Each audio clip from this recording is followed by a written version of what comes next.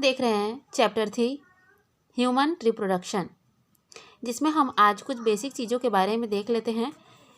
Puberty in man and woman, यानी कि puberty क्या है? यौवना अवस्था बोला जाता है इसको।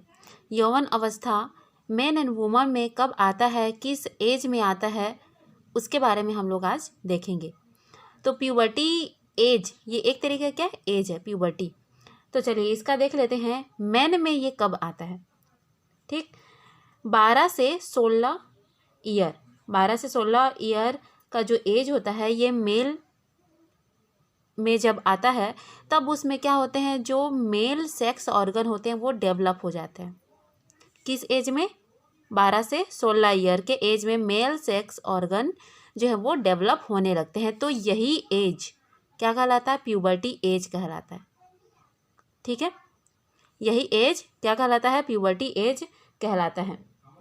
इस टाइम में क्या होता है कि जो टेस्टिस है, यानी कि वृषण स्त्रावित करता है कुछ हार्मोन्स का।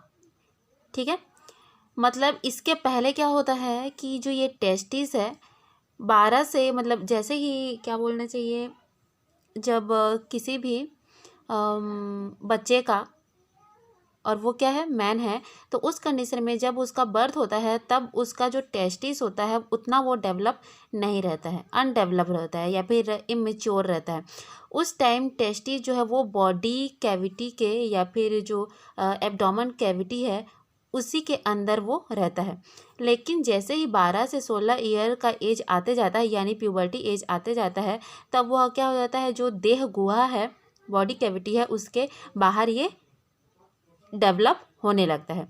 और टेस्टिस के द्वारा तब एक हार्मोन्स का सिक्रेशन होता है, उस हार्मोन को बोला जाता है टेस्टोस्टेरोन। क्या बोला जाता है? Testosterone hormone.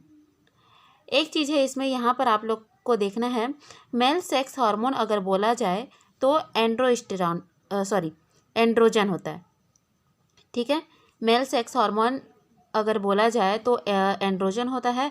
एंड्रोजन बहुत सारे हार्मोन्स का क्या होता है, मिश्रण होता है, लेकिन उनमें से 2 मेन हार्मोन है, ठीक है, जिनको बोला जाता है टेस्टोस्टेरोन और एंड्रोस्टेरोन। तो यहाँ पर फोकस किया जाता है टेस्टोस्टेरोन पर।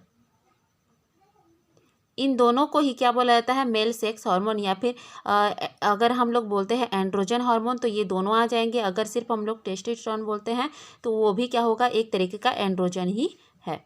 ठीक है, तो जब 12 से 16 ईयर का ये जो एज आता है तब मेल के टेस्टिस के द्वारा क्या होता है, टेस्टोस्टेरोन का सिक्रेशन होता है। और यही टेस्टोस्टेरोन हार्मोन रिस्पॉन्सिबल होता है सेकेंडरी सेक्सुअल कैरेक्टर के लिए, यानी कि द्वितीयक लैंगिक लक्षण के लिए। ठीक, इस एज में कुछ विभिन्न प्रकार के लक्षण मैन में आने लगते हैं, साथ ही साथ वुमन में भी आने लगते हैं। जब हम लोग प्यूबर्टी एज इन फीमेल देखेंगे तो उसमें भी देखेंगे। ठीक है, जैसे कि ये सेकेंडरी सेक्सुअल कैरेक्टर क्या होते हैं कि जैसे कि आवाज़ का भारी होना, जो बॉडी पार्ट है उसके विशिष्ट जगहों पर बालों का निकलना, शरीर का सुडौल और बलशाली होना, ठीक है, कंधों का चौड़ा और वृद्धि के कारण लंबाई का बढ़ना, जो अपोजिट क्या बोलना चाहिए, सेक्स है उसके प्रति अट्रैक्शन उत्पन्न होना, है ना। साथ ही साथ बहुत ही इम्पोर्टेंट जो है वो है टेस्टिस के द्वारा स्पर्म और सीमेन का फॉर्मेशन होना। ठीक है, स्पर्म और सीमेन का फॉर्मेशन होना, ये सभी क्या है, किसकी वजह से होता है, टेस्टोस्टेरोन के सिक्रेशन की वजह से ये सेकेंडरी सेक्सुअल जो कैरेक्टर हैं वो एक मैन में डेवलप होते हैं। ठीक है, यही सारा चीज़ बताता है कि वह किस एज में आ गया है, प्यूबर्टी एज में एंटर कर चुका है। अब देख लेते हैं हम लोग प्यूबर्टी एज इन फीमेल। जब कोई भी फीमेल 12 से 14 ईयर के एज में आती है और उसमें क्या होता है, फीमेल सेक्स ऑर्गन डेवलप होने लगते हैं, तो यही एज क्या कहलाता है, प्यूबर्टी एज कहलाता है।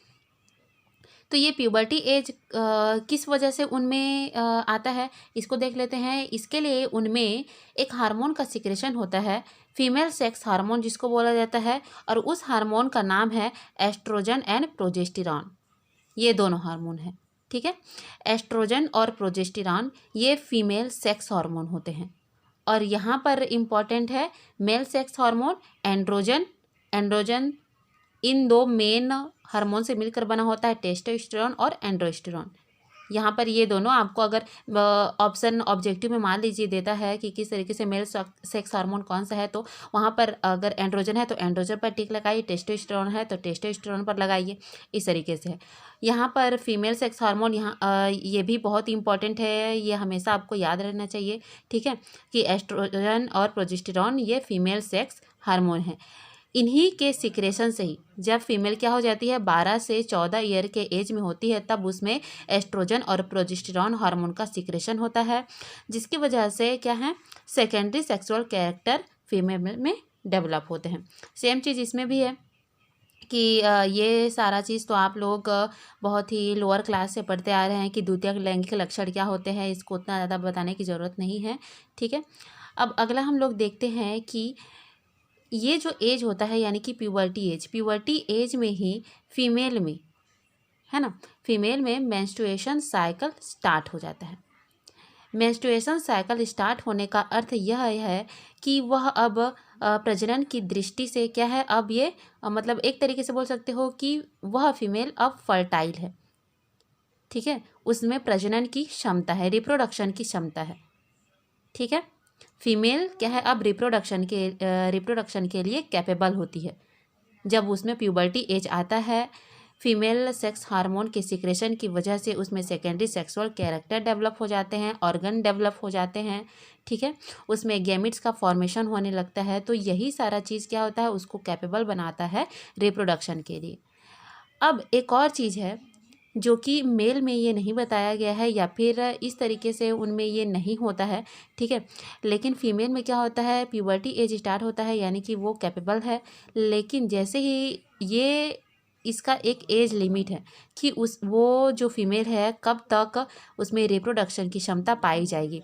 तो ये 12 से 14 ईयर से लेकर ये क्या है 40 से 45 जो ईयर है यहाँ तक ये एक लिमिट है, एज लिमिट है। इतना एज यानी कि 45 ईयर तक ही वो क्या होती है कैपेबल होती है रिप्रोडक्शन के लिए।